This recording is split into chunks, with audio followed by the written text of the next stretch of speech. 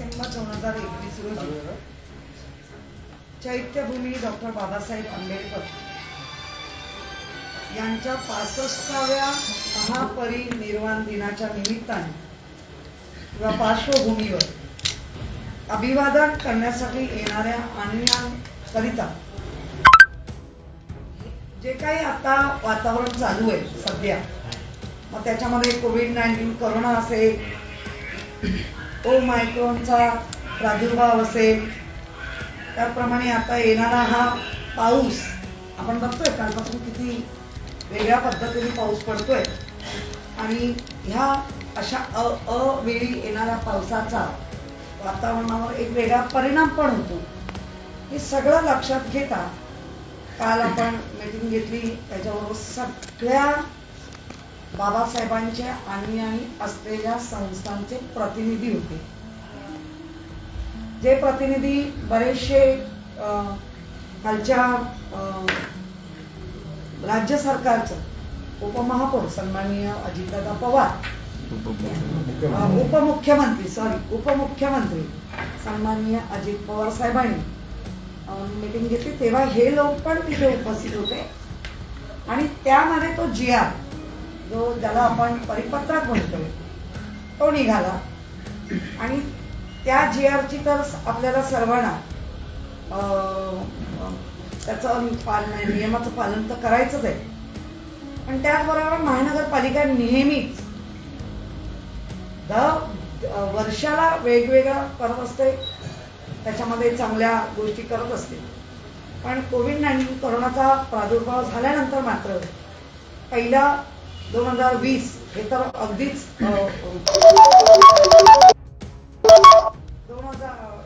2020 ला आपण थोडंसे दर्शन केलं होतं जे मुंबईतले जात होते.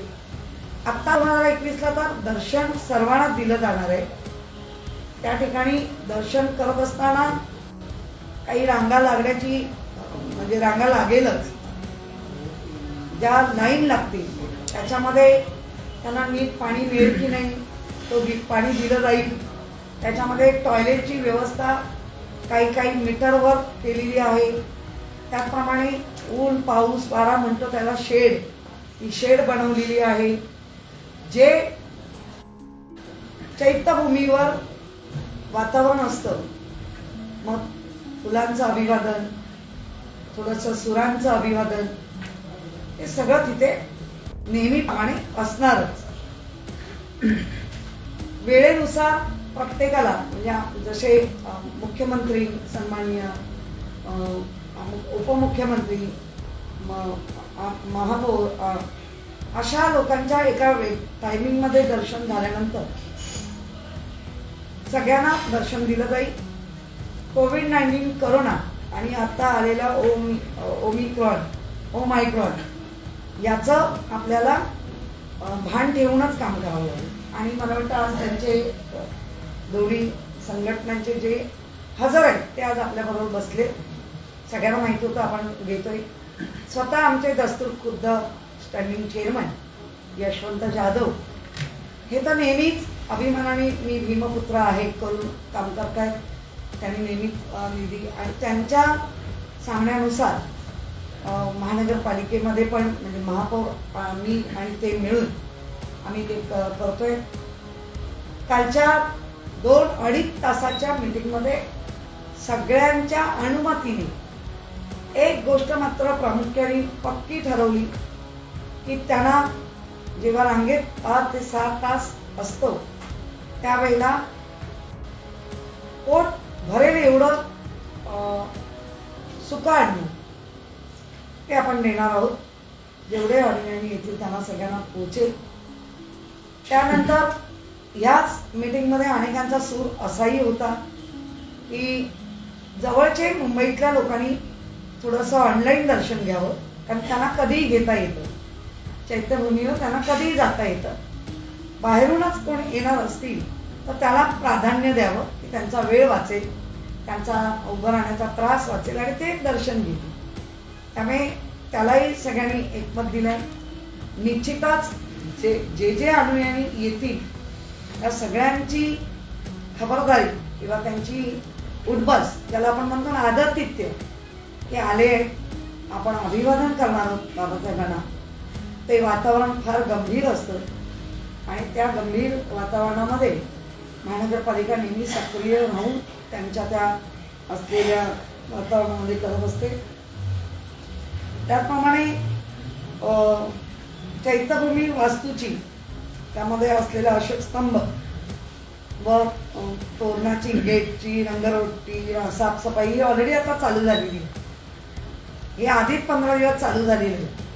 त्यामुळे चैत्यभूमीवर वेगवेगळ्या फुलांचं अभिवादन किंवा वेगवेगळ्या फुलांची सजावट म्हणता येणार नाही, कारण तो दिवस सर्वांसाठी दुःखाचा दिवस असतो.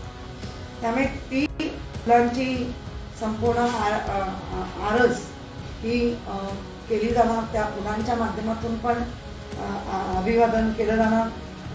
त्याप्रमाणे कीटकनाशक फवारणी वगैरे जी बेसिक असायला पाहिजे, कारण आता अगदीच ढगाळ वातावरण, चिखलाचं वातावरण, तर तिथे मात्र 5 तारखेच्या रात्रीपर्यंत हे सगळं केलं जाणार. त्याप्रमाणे आमच्या चैत्यभूमीवर शासकीय मानवंदनाचे आणि अभिवादनाचे दूरदर्शनच्या माध्यमातून ऑनलाईन प्रक्षेपण ते पण करण्यात येणार आहे. तसंच एक काही घटना घडणार नाही याबद्दल काही प्रॉब्लेम नाही, पण घडली तर आपल्याकडे अग्निशमन दलाचं इंजिन, अतिदक्ष रुग्णवाहिका, सुरक्षा रक्षक सहित चौपाटी आहे. वातावरण तिकडचं आता परत म्हणजे अगदी आपण गेटवेच्या वगैरे बोटी बंद झाले, त्यामुळे तरी पण आपण 4 बोटी तिथे तैनात ठेवलेल्या आहेत. आता तर 7 तारखेचं वातावरण बघून संपूर्ण राज्याचे आणि महानगरपालिका मिळून तो निर्णय घेईल. पण आता तर समुद्राचं वातावरण अतिशय खराबच आहे, त्यामुळे आम्ही तेही ठेवलंय. नंतर चैत्यभूमी स्मारकावर सरकारच्या माध्यमातून, महापालिकेच्या माध्यमातून जी पुष्पवृष्टी होते हेलिकॉप्टरच्या द्वारे तेही करण्यात येणार आहेत. कारण खूप उंच हेलिकॉप्टर उडवायचं नसल्यामुळे आपल्या स्तूपाच्या वरून त्यामुळे हेलिकॉप्टर दिलं जाणार आहे. आणि ओमायक्रॉनचा जो प्रादुर्भाव आहे त्याचा आज जगामध्ये आपण सोशल मीडियाच्या माध्यमातून किंवा इलेक्ट्रॉनिक मीडिया, प्रिंट मीडिया यांच्या माध्यमातून आपण बघतोय. त्यामुळे प्रत्येक जण माझं कुटुंब माझी जबाबदारी, जी मुख्यमंत्री सन्माननीय उद्धवजी ठाकरे साहेबांनी सांगितलंय त्याप्रमाणे आपण करणार आहोत. तसंच जास्तीत जास्त गर्दी असता कामा नये. हा कोविड-19 करोनाचा नियम तो आजही आपल्याला लागू होतोय. लाईनीत जरी आपण असलो तरी थोडंसं स्वतःला सावरून जर उभं राहिलो, मुखपट्टी असली पाहिजे, सॅनिटायझरचं तिथे म्हणजे मास्क तर आम्ही ज्याच्याकडे मास्क नाही त्याला मास्क न देणारच आहोत आम्ही, त्याप्रमाणे सॅनिटायझर व्हायला पाहिजे. आणि अख्खा दिवस ऑनलाईन दर्शन चैत्यभूमीचं हे होणार आहे. मग तुमच्या सोशल मीडियाच्या माध्यमातून, तुमच्या मीडियाच्या माध्यमातून असेल, आपण सगळ्या स्तरावर ते ऑनलाईन दर्शन ठेवलेलं आहे. आणि महानगरपालिका या सगळ्याला तुमच्यासाठी सज्ज आहे. त्याच्यात आमचाही सहभाग असणार. आपल्या विविध संस्था आहेत. महानगरपालिकेची एक नियोजित बनवलेली कमिटी आहे, ती सगळे नगरसेवकही तिथे काम करतील. आणि मला वाटतं एकंदर आता जे आपले परमपूज्य डॉक्टर बाबासाहेब आंबेडकर यांच्या असलेल्या आणि यांच्या अनेक पक्ष असतील, पक्ष आहेत, संस्था आहेत, त्यांचे सगळे लीडर आज, त्यांचे सगळे नेते आज उद्यामध्ये तेही स्वतः संबोधित करणार आहेत. आणि मला वाटतं सर्वांना अगदी हात जोडून विनंती की आपण अभिवादन तर नक्की करायचंय, कोणालाही बंदी नाही, पण ओमायक्रॉनचं जे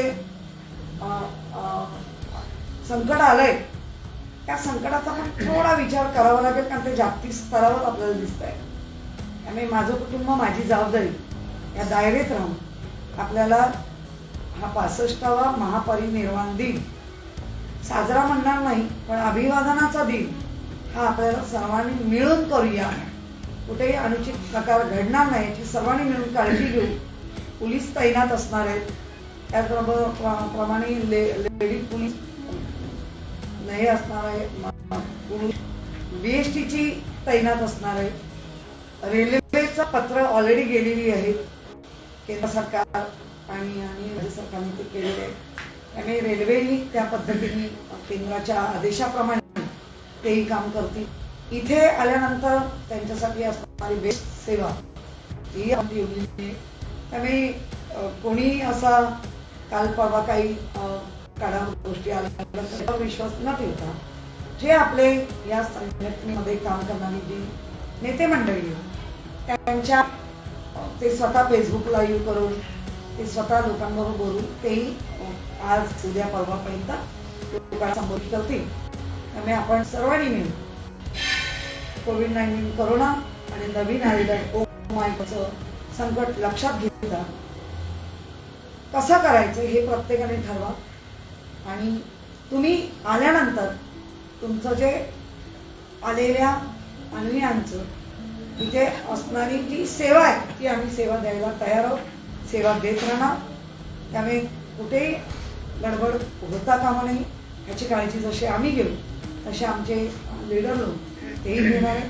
त्यामुळे सर्व अन्वयांना मनापासून विनंती आणि एक अभिवादन करायला आपण नक्की या. फक्त या नियमांचं पालन व्हायला पाहिजे एवढं मात्र. जय भीम. मॅडम ओमिक्रॉनचे सध्या काही बाहेरून आलेले जे लोक आहेत त्यांच्यामध्ये कोविड पॉझिटिव्ह रुग्णांची संख्या आढळलेली आहे. काही त्याची आता जिनोम सिक्वेन्सिंग होणार काय माहिती आहे असं? हो, 1 डिसेंबर संध्याकाळी 6 वाजताच हा रिपोर्ट आहे. 108 रुग्ण हे कोविड-19 कोरोनाचं आहे आपल्याकडे आहे. बरे झालेले रुग्ण 97% आहेत. एकूण सक्रिय रुग्ण आता 1904 आहेत. आणि दुपटीचा दर तर सर्वांना माहिती आहे की 2780 दिवसाचा आहे. आणि कोविड वाढीचा दर आहे 0.02. अर्थातच कोविड-19 कोरोनाला बहुत सगळ्यांनी आपण कंट्रोल केलंय. पण ओमायक्रॉन त्याचं संकट मात्र आपल्याला खूप गंभीर आणि घ्यावं लागेल. कारण स्वतः सर्व देशातील लोक आपल्याला सगळ्यांना मार्गदर्शन करतायत, सांगतायत. त्यामुळे ते लक्षात घ्यायला पाहिजे. आणि कालच्या मुंबईतील जे काही प्रवासी येत आहेत तुम्ही सांगितलं की 4 फ्लाईट दररोज येणार आहेत आणि त्याच्यातून किमान 2000 व्यक्ती येतात. त्याच्यानंतर आठवड्यातनं 3दा येणारे फ्लाईट आहेत त्याच्यामध्ये पण तसंच असतं. त्यामुळे आता आज मला कळतं की RT-PCR सक्ती नसणार आहे असं कळत आहे. पण अजून अधिकृत ती माहिती आपल्याला या येत्या काही तासात कळेल. परंतु जे हाय रिस्क कंट्री त्या देशातनं आलेल्या लोकांना मात्र थोडं साईडला ठेवून सगळ्या चेकअप करूनच सोडलं जाईल. त्यांना क्वारंटाईन वगैरे करून. आणि जे रिपोर्ट RT-PCRचा जो येतो त्याला लक्षात घेता या 2-3 तासात गव्हर्नमेंट पुन्हा एकदा त्याची सगळी गाईडलाईन क्लिअर करेल. परंतु हे संकट मात्र कठीण आहे. तासाला वेगळ्या न्यूज आपण इतर देशांच्या ऐकतोय. त्यामुळे ओमायक्रॉनचं संकट हे लक्षात घेता सर्वांनी थोडं अलर्ट राहणं. आत्ताच्या घडीला रुग्ण आपल्याला सापडलेला नसला तरी काही रुग्ण पॉझिटिव्ह आले आणि त्यांची जिनोम सिक्वेन्स ही टेस्ट करतोय. त्यामुळे नेमकं कोण काय हे आत्ता तरी नाही कळत आहे. पण किमान काळजी घ्या जेणेकरून एकदा प्रादुर्भाव झाला शिरकाव खूप मोठ्या संकटाला आपल्याला सामोरं जावं लागेल. आणि म्हणून जसं आपण 3री लाट सगळ्यांनी मिळून मग केंद्र सरकार असेल, राज्य असेल, सगळ्या महानगरपालिका असतील आणि राज्यातील मुंबईतील नागरिकांनी चांगलं सपोर्ट केल्यामुळे ही तिसरी लाट पण आपण थोपवू शकलोय. तसं ह्या पण विषाणूला आपण थोपवू शकतो किंवा येऊच देणार नाही. पण त्याच्यासाठी सर्वांनी एक होऊन दिलेले नियम त्याचं पालन झालं पाहिजे, एवढं मात्र नक्की. मॅडम, साऊथ आफ्रिकेमधून ज्या आलेल्या प्रवाशांच्या आपण चाचण्या करतो त्यामध्ये 4 प्रवासी आतापर्यंत मुंबईतले पॉझिटिव्ह आलेले आहेत. त्यामुळे कुठेतरी मुंबईचं टेन्शन सुद्धा थोडंसं वाढलेलं आहे. त्यांच्या जिनम सिक्वेन्सचे रिपोर्ट अजून यायचे आहेत, परंतु साहजिकच आहे 4 पॉझिटिव्ह आल्यामुळे थोडंसं टेन्शन जे आहे ते मुंबईचं वाटेल. नाही, मुळामध्ये ज्या दिवसापासून हे ओमायक्रॉनचं जे संकट आहे ते टेन्शन वाढवणारच आहे. बऱ्याच तज्ज्ञांनी त्याच्यावरती भाष्य केलेलं आहे, तज्ज्ञांनी मार्गदर्शन केलेलं आहे.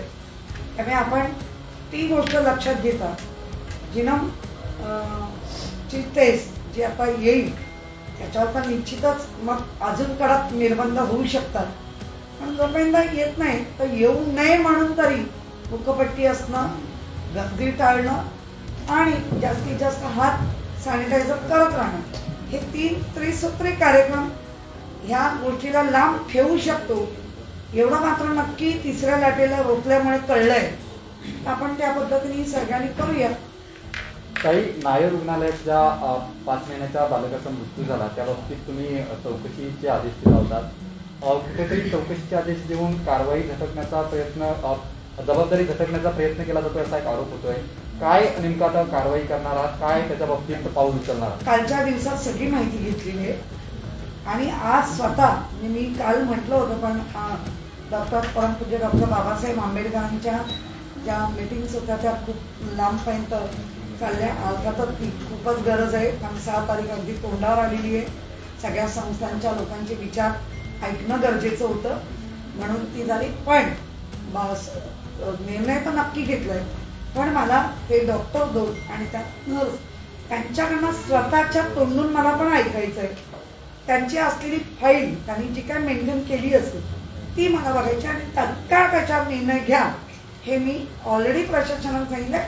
पण आता 1:15च्या दरम्यान नायर हॉस्पिटलमध्ये मी पोहोचते आणि त्या पद्धतीने आपण करतोय. कारण कोणत्याही जीवाशी खेळण्याचा अधिकार कोणालाच नाही. जर आम्ही डॉक्टरांना देव मानतोय तर देवाला सुद्धा ही परवानगी नाही. भाजप तत्पूर्वी तिथे आंदोलन करते, आता सुरू आहे त्यांचं आंदोलन. नाही, भाजपाने आंदोलन करतोय तो त्यांचा लोकशाहीचा अधिकार त्यांना वापरू दे. अर्थात आम्ही पण संवेदनशील मुख्यमंत्री आहे हे नेहमी त्यांना दिसलेलं आहे त्यांच्या संवेदना. त्यामुळे संवेदनशील असणं आणि कृतीतून दाखवणं, नुसतं ते टाळा हे करून आंदोलन करून नाही. जे बाळ हकनात स्फोटात होरपळलंय त्याचं सगळं डिटेल बघावं लागेल. आणि जे काय व्हिडिओ पाहिलाय तर माझ्यासारखी आई, माझ्यासारखी आजी असं जे नातं असतंय त्या नात्याला कधीच म्हणजे कोणालाच हे वागण्याची अनुमती नाही. आणि मला वाटतं मुख्यमंत्र्यांच्या कानापर्यंत गेल्यानंतरही तो संपूर्ण आढावा घेतला गेलाय आणि घेतला गेल्यामुळे मी स्वतः पण आज 1:15 पोहोचते. मला त्यांना सगळ्यांना बसून सगळं ते विचारून, कारण ज्या पद्धतीने व्हिडिओ पाहिलाय त्याचं नीट बघावंच लागेल. कारण इतका निर्दयी कोणच होऊ शकत नाही आणि होता कामा नये हा माझा अगदी पहिल्यापासूनचा आहे. आणि असं ज्या डॉक्टरला आम्ही देव मानतो मकरात बसवलंय त्याला सुद्धा हा अधिकार नाही.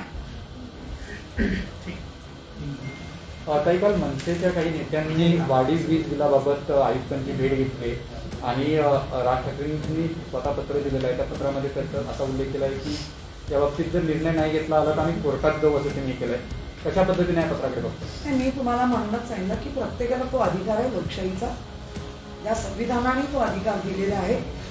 प्रत्येकाला त्याचा तो अधिकार वापरत राहू दे. मला एवढंच म्हणायचं आहे, महानगरपालिका काय राज्य सरकार हा संवेदनशील आहे.